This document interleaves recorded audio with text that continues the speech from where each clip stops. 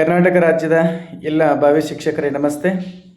4-5 ದಿನಗಳಿಂದ ಯಾವುದೇ ಶಿಕ್ಷಕರ ನೇಮಕಾತಿಗೆ ಅಪ್ಡೇಟನ್ನು ಕೊಟ್ಟಿಲ್ಲ. ಕಾರಣ ಇಷ್ಟೇ, ನಮ್ಮ ಒಂದು ನೇಟಿವ್ ಪ್ಲೇಸಲ್ಲಿ ನಾವು ಇರೋದರಿಂದ ಸುಮಾರು ಜನ ಆಸ್ಪಿರೆಂಟು ಕೇಳ್ತಾ ಇದ್ರಿ ಸರ್ ನೇಮಕಾತಿ ಬಗ್ಗೆ. ಮತ್ತು ಒಂದು ವಿಚಾರ ಏನು ಅಂತಂದರೆ, ಸಡನ್ನಾಗಿ ಸರ್ಕಾರ ಒಂದು ಡಿಸಿಷನ್ನ ತೆಗೆದುಕೊಂಡಿದೆ. ವಿದ್ಯಾರ್ಥಿ ಪರವಾಗಿಲ್ಲ, ಅದು ಬರವಣಿಗೆ ಅನ್ನುವಂಥದ್ದು ಎಲ್ಲರಿಗೂ ಏನಪ್ಪ ಅಂದರೆ ಬರವಣಿಗೆ ಕಷ್ಟ ಆಗಿಬಿಡುತ್ತೆ.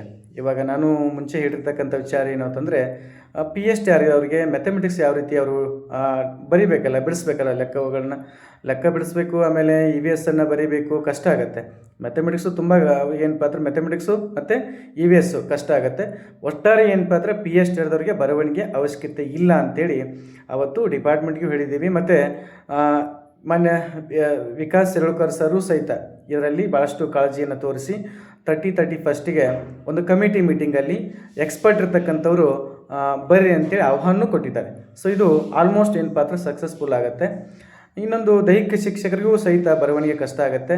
ಆಮೇಲೆ ಹೈಸ್ಕೂಲ್ ಶಿಕ್ಷಕರಿಗೆ ಸಡನ್ನಾಗಿ ಹೈಸ್ಕೂಲ್ ಶಿಕ್ಷಕರು ಸುಮಾರು ಜನ ನೀವೆಲ್ಲ ಹೇಳ್ತಾ ಇದ್ದೀರಿ ಸರ್ ನಮಗೆ ಬರವಣಿಗೆ ಕಷ್ಟ ಇಲ್ಲ, ಬಟ್ ಸಡನ್ನಾಗಿರೋದ್ರಿಂದ ನಾವು ಅದಕ್ಕೆ ಅಡ್ಜಸ್ಟ್ಮೆಂಟ್ ಆಗಬೇಕು, ಸುಮಾರು ಇಂಪಾರ್ಟೆಂಟ್ ಟೈಮ್ ಬೇಕು.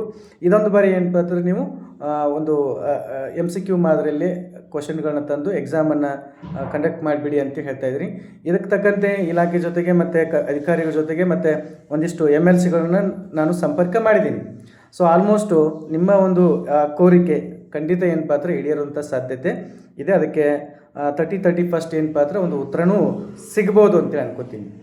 ಯಾಕಂದರೆ ಇದು ಬರವಣಿಗೆಗೆ ಏನು ಸಮಸ್ಯೆ ಉಂಟಾಗಿದೆ, ಸಾಕಷ್ಟು ಜನ ಆಸ್ಪಿರೆಂಟು ಅಬ್ಜೆಕ್ಷನು ಸಹ ಏನಪ್ಪ ಅಂದರೆ ನೀವು ಹಾಕಿದ್ದೀರಿ. ಪ್ರಾಬ್ಲಮ್ ಏನೂ ಇಲ್ಲ, ಸರ್ಕಾರ ಇದನ್ನು ಭಾಳ ಚೆನ್ನಾಗಿ ಏನಪ್ಪ ಅಂದರೆ ನಿರ್ವಹಿಸುತ್ತೆ. ಯಾರಿಗೆ ಬರವಣಿಗೆ ಕೊಡಬೇಕು, ಯಾರಿಗೆ ಕೊಡಬಾರ್ದು. ಈಗ ದೈಹಿಕ ಶಿಕ್ಷಕರಿಗೆ PhD ಆದವ್ರಿಗೆ ತುಂಬ ಕಷ್ಟ ಆಗುತ್ತೆ. ಈವನ್ ಹೈಸ್ಕೂಲವ್ರಿಗೆ ಏನಪ್ಪ ಅಂದರೆ ಕಷ್ಟ ಆಗುತ್ತೆ ಅಂತ ಹೇಳ್ತಾ ಇದ್ರಿ. ಖಂಡಿತ ಕಷ್ಟ ಆಗ್ಬೋದು, ಬಟ್ ಸರ್ಕಾರ ಅಂತಿಮವಾಗಿ ತೀರ್ಮಾನಗಳನ್ನ ತೆಗೆದುಕೊಳ್ತದೆ. ಯಾರಿಗೂ ವಿದ್ಯಾರ್ಥಿಗಳಿಗೆ ಸೊ ಒಂದು ಹೊರೆ ಆಗಬಾರ್ದು ಅನ್ನೋ ಕಾರಣಕ್ಕಾಗಿ ಆ ಒಂದು ನಿಟ್ಟಿನಲ್ಲಿ ಕೆಲಸ ಮಾಡುತ್ತೆ. ಇದಕ್ಕೆ ನೀವು ಯಾವುದೇ ಕಾರಣಕ್ಕೂ ಹೋರಾಟದಲ್ಲೋ ಅಥವಾ ಬೇರೆ ಯಾವುದರಲ್ಲೋ ಆಗುವಂಥದ್ದು ಅವಶ್ಯಕತೆ ಇಲ್ಲ. ಸೊ ಇವತ್ತಿನ ಹೋರಾಟಗಳು ಕೇವಲ ಒಂದು ದಿನಕ್ಕೆ ಪಬ್ಲಿಸಿಟಿಗೋಸ್ಕರ ನಡೀತಾ ಇದ್ದಾವೆ. ನಿಮಗೆ ಗೊತ್ತಿರಲಿ. ಸೊ ಈಗ ದೆಹಲಿಯಲ್ಲಿ ನಿಮಗೆ ಗೊತ್ತಿದೆ, ವಾಂಗ್ಚುಂಗ್ ಅವರು ಉಪವಾಸ ಕೂತರು. ಆಮೇಲೆ ಈಗ ಅಲ್ಲಿ ಜರಳೆ ಪಾರ್ಟಿ ಅನ್ನುವಂಥದ್ದು ಏನಿದೆಯಲ್ಲ, ಯಾವಾಗ ಉಪವಾಸ ಸತ್ಯಾಗ್ರಹ ಆರಂಭಿಸಿದೆ, ನ್ಯಾಯ ಸಿಗುವವರಿಗೆ ಏನಪ್ಪ ಅಂದರೆ ಅಲ್ಲಿ ಆ ಒಂದು ಜಾಗವನ್ನು ಅವರು ಬಿಟ್ಟು ಹೋಗಲಿಲ್ಲ. ಅಂಥ ಒಂದು ಹೋರಾಟಗಳು ನಮ್ಮಲ್ಲಿ ಆಗಲಿಕ್ಕೆ ಸಾಧ್ಯನೇ ಇಲ್ಲ. ಸೊ ನ್ಯಾಯ ಸಿಗಬೇಕು ಅನ್ನುವಂಥ ಇಂಟೆನ್ಷನ್ ಏನಾದರೂ ಹೋರಾಟಗಾರರಿಗಿತ್ತು ಅಂತಂದರೆ, ಸೊ ಆ ಒಂದು ಪ್ಲೇಸಲ್ಲಿ ಕೂತಿರ್ತಕ್ಕಂಥ ಪ್ಲೇಸನ್ನು ಬಿಟ್ಟು ಕದಲಬಾರ್ದು. ಅಂಥ ಹೋರಾಟಗಳು ನಮ್ಮಲ್ಲಿ ಸಾಧ್ಯನೇ ಇಲ್ಲ, ಅದು ಆಗೋದೇ ಇಲ್ಲ. ಹಾಗಾಗಿ ನಾನು ವಿನಂತಿಯನ್ನು ಮಾಡ್ಬೋದು, ನಿಮ್ಮ ಸಮಸ್ಯೆಗಳು ಏನಿದಾವಲ್ಲ ಆ ಸಮಸ್ಯೆಗಳನ್ನ ಖಂಡಿತ ಏನಪ್ಪ ಅಂದರೆ ನಾವು ಇಲಾಖೆ ಜೊತೆಗೆ ಮಾತನಾಡಿ ಪರಿಹಾರವನ್ನು ಮಾಡುವಂಥದ್ದು ಮಾಡೇ ಮಾಡ್ತೀವಿ. ಯಾರಿಗೆ ರೈಟಿಂಗ್ ಸಮಸ್ಯೆ ಇದೆ, ಯಾರಿಗೆ ಇಡಬೇಕು ಯಾರಿಗೆ ಇಡಬಾರ್ದು ಅನ್ನುವಂಥದ್ದು ಇಲಾಖೆ ತೀರ್ಮಾನ ಮಾಡುತ್ತೆ. ಅದರ ಜೊತೆಗೆ ನಮ್ಮ ಒಂದು ಸಲಹೆಗಳು ಮತ್ತು ನಿಮ್ಮ ಅಬ್ಜೆಕ್ಷನ್ಗಳು ಎಲ್ಲವೂ ಏನಪ್ಪ ಅಂದರೆ ಇದರಿಂದ ಖಂಡಿತ ನಾವು ಮಾಡಿಸ್ಬೋದು. ಹಾಗಾಗಿ ನಮ್ಗೆ ಯಾರೋ ಹತ್ತಿರ ಹೋದರೆ ನಮ್ಮ ಬರವಣಿಗೆಯನ್ನು ತೆಗೆಸ್ತಾರ ಅಥವಾ ಈ ಬೇರೆ ಏನೋ ಮಾಡಿಕೊಡ್ತಾರ ಅಂತಂದರೆ ಅದು ಹೈಲಿ ಇಂಪಾಸಿಬಲ್. ನಾನು ನಿಮ್ಗೆ ಹೇಳುವಂಥದ್ದು, ಯಾವುದೇ ಕಾರಣಕ್ಕೂ ಎಲ್ಲೂ ಯಾವುದೇ ಒಂದು ಪ್ರತಿಭಟನೆಯಲ್ಲಿ ನಾವಂತೂ ಕರೆ ಕೊಟ್ಟಿಲ್ಲ. ನೀವು ಸಹ ಏನಪ್ಪ ಅಂದರೆ ಭಾಗವಹಿಸೋಕ್ಕೆ ಹೋಗಬೇಡಿ.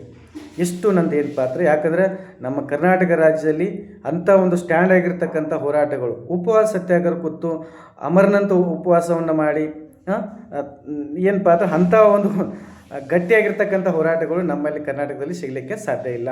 ಸೊ ಒಂದು ದಿವಸಕ್ಕೆ ಮಾತ್ರ ಹೋರಾಟಗಳು ಸೀಮಿತ, ಅದು ಪಬ್ಲಿಸಿಟಿಗೋಸ್ಕರ. ಇದನ್ನು ಬಿಟ್ಟರೆ ನೀವು ಅರ್ಥ ಮಾಡ್ಕೊಳ್ಳಿ, ನಾನು ಹೇಳುವಂಥ ವಿಚಾರ ಇದೆ, ತುಂಬ ಅರ್ಥಗರ್ಭಿತವಾಗಿದೆ, ಒಂದಿಷ್ಟು ಜನಕ್ಕೆ ನೋವಾಗ್ಬೋದು, ಬಟ್ ಇದೇ ಏನಪ್ಪ ಅಂದರೆ ರಿಯಲ್ ಫ್ಯಾಕ್ಟ್ ಇದೆ, ಹೌದಾ? ಸೊ ಶಿಕ್ಷಣ ಇಲಾಖೆಯಲ್ಲಿ ಬದಲಾವಣೆಗಳು ಖಂಡಿತ ಏನಪ್ಪ ಅಂದರೆ ಮಾಡೇ ಮಾಡ್ತಾರೆ. ಅದಕ್ಕೆ ಕಮಿಷನರು ಸಕಾರಾತ್ಮಕ ಸ್ಪಂದಿಸಿದ್ದಾರೆ, ಮೇಡಮ್ ಅವರು ಸಕಾರಾತ್ಮಕ ಸ್ಪಂದನೆ ಮಾಡಿದ್ದಾರೆ. ಅದಕ್ಕೆ ಇನ್ನೂ ಏನಪ್ಪ ಅಂದರೆ ಒಂದಿಷ್ಟು ಜನರಿಗೆ ನಾನು ಹೇಳಂಗಿಲ್ಲ, ಗೌಪ್ಯವಿರ್ತಕ್ಕಂಥ ಮಾಹಿತಿ ಒಂದಿಷ್ಟು ಜನರಿಗೆ ಸಂಪರ್ಕ ಮಾಡಿದ್ದೀನಿ. ಮತ್ತು ಅದನ್ನು ತೆಗೆಸುವಂಥ ಪ್ರಯತ್ನವೂ ಏನಪ್ಪ ಅಂದರೆ ಮಾಡ್ತಾಯಿದ್ದೀವಿ. ಹಿನ್ನೆಲೆಯಾಗಿ ನಿಮಗೆ ನಾವು ಮಾಡ್ತಾಯಿದ್ದೀವಿ, ಇದನ್ನು ಮಾಡ್ತಾಯಿದ್ದೀವಿ, ಇದನ್ನು ಮಾಡ್ತೀವಿ, ಅದನ್ನು ಮಾಡ್ತೀವಿ, ಇದನ್ನು ಮಾಡ್ತೀವಿ ಅಂತೇಳಿ ಕಾಗೆ ಹರಿಸಂಗಿಲ್ಲ. ಇರುವಂಥ ವಿಚಾರವನ್ನು ನಿಮಗೆ ಸ್ಪಷ್ಟವಾಗಿ ಹೇಳ್ತಾ ಇದ್ದೀನಿ.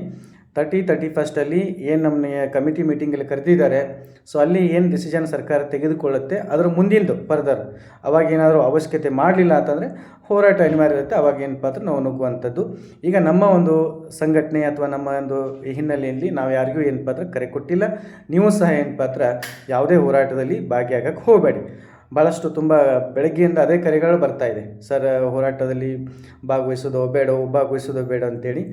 ಸ್ನೇಹಿತರೆ, ಅದು ಅವಶ್ಯಕತೆ ಸದ್ಯದ ಮಟ್ಟಿಗೆ ಇಲ್ಲ. ಮತ್ತು ಇನ್ನೊಂದು ವಿಚಾರ ಏನು ಗೊತ್ತಾ ನಿಮಗೆ? ಸುಮಾರು 10-12 ವರ್ಷಗಳ ನಂತರ ಏನಪ್ಪ ಅಂದ್ರೆ ಕಾಲ್ಫಾರ್ಮ್ ಆಗ್ತಿದೆ. ಈ ಕಾಲ್ಫಾರ್ಮು ಅಷ್ಟು ಸುಲಭವಾಗಿ ನನಗನ್ನಿಸ್ತದ ಮೇಲ್ನೋಟಕ್ಕಾಗಿ ಇದಕ್ಕೆ ಭಾಳಷ್ಟು ಜನ ಸ್ಟೇ ಮಾಡಲಿಕ್ಕೆ ಕೂತಿದ್ದಾರೆ. ಆಮೇಲೆ ಒಂದಿಷ್ಟು ರಣತಂತ್ರಗಳನ್ನ ಹಿಡಿದಿದ್ದಾರೆ, ಒಂದಿಷ್ಟು ಜನ ಕ್ರೆಡಿಟ್ ತೊಗೊಳ್ಳಿಕ್ಕೆ ಕೂತಿದ್ದಾರೆ. ಸುಮಾರು ಜನ ಏನಪ್ಪ ಅಂದ್ರೆ ಇದಕ್ಕೆ ವೇಟ್ ಮಾಡ್ತಾ ಇದ್ದಾರೆ, ಇದು ಯಾವ ರೀತಿ ಆಗುತ್ತೆ ಅನ್ನೋಂಥದ್ದು. ಪಾಪ ಭಾಳಷ್ಟು ಆಸ್ಪಿರೆಂಟ್ಗಳಿಗೆ, ಶಿಕ್ಷಕ ಆಕಾಂಕ್ಷಿಗಳಿಗೆ ಆಲ್ರೆಡಿ ಸಾಕಷ್ಟು ನೋವಿದೆ ಒಳಗಡೆ, ಯಾವಾಗ ಮುಗಿಯುತ್ತೋ ಅಂತೇಳಿ. ಮುಂದೆ ಮತ್ತೊಂದು 4-5 ವರ್ಷ ಈ ಒಂದು ನೋಟಿಫಿಕೇಷನ್ ಹೋಗಬಾರ್ದು ಅನ್ನುವಂಥ ವಿಚಾರ ನಮ್ಮಲ್ಲಿದೆ. ಬೇಗ ಇದು ನೋಟಿಫಿಕೇಷನ್ ಆಗಿ ಎಲ್ಲರೂ ಏನಪ್ಪ ಅಂದರೆ ಸೆಟ್ಲ್ ಆಗಬೇಕು ಅನ್ನುವಂಥ ವಿಚಾರದಲ್ಲಿದೆ. ಬಟ್ ಎಲ್ಲವಕ್ಕೂ ಒಂದು ಸಣ್ಣ ಪುಟ್ಟ ವಿಚಾರಗಳಿಗೂ ಸಹ ನಾವು ಕೋರ್ಟ್ಗೆ ಹೋಗ್ತೀವಿ, ನಾವು ಅದನ್ನು ಮಾಡ್ತೀವಿ, ಇದನ್ನು ಯಾವುದೇ ಕಾರಣಕ್ಕೂ ಏನು ರಿಕ್ರೂಟ್ಮೆಂಟ್ ಮಾಡಲಿಕ್ಕೆ ಬಿಡೋದಿಲ್ಲ ಅಂಥೇಳಿ ಸುಮಾರು ಜನ ಆಸ್ಪಿರೆಂಟು ಕಾಯ್ಕೊಂಡು ಕೂತಿದ್ದಾರೆ. ಬಟ್ ಇದು ಏನೂ ಮಾಡೋಕ್ಕಾಗಲ್ಲ. ಅವರವರ ಅಭಿಪ್ರಾಯ, ಅವರವರ ಒಂದು ವಿಚಾರದಲ್ಲಿ ಏನಿದೆಯೋ ಅದಾಗತ್ತೆ. ಬಟ್ ನಾನು ಆಸ್ಪಿರೆಂಟ್ಗೆ ಕಿವಿಮಾತು ಹೇಳುವಂಥದ್ದು, ಸೊ ನೆಕ್ಸ್ಟ್ ಮಂತು ನೋಟಿಫಿಕೇಷನ್ ಆಗುತ್ತೆ. ದಯಮಾಡಿ ಎಲ್ಲರೂ ಏನಪ್ಪ ಅಂದರೆ ಸೀರಿಯಸ್ ಆಗಿ ಓದಿ. ನಿಮಗೆ ಬರವಣಿಗೆ ಬೇಡ ಅಂತಂದರೆ ಖಂಡಿತ ಏನಪ್ಪ ಅಂದ್ರೆ ಅದನ್ನು ತೆಗೆಸುವಂಥ ಪ್ರಯತ್ನ ನಾವು ಮಾಡ್ತಾಯಿದ್ದೀವಿ. ಅದ್ರ ಬಗ್ಗೆ ನೀವು ಕಾಳಜಿ ಮಾಡೋಕ್ಕೆ ಹೋಗಬೇಡಿ. ಅದರ್ವೈಸ್ ಮತ್ತೆ ಏನಾದರೂ ಸಮಸ್ಯೆ ಇದ್ದರೆ ಕಮೆಂಟ್ ಮಾಡಿ. ಮತ್ತು ಇನ್ನೂ ಸಾಕಷ್ಟು ನೀವು ಸಮಸ್ಯೆಗಳನ್ನ ಹೇಳ್ತಾಯಿದ್ರಿ.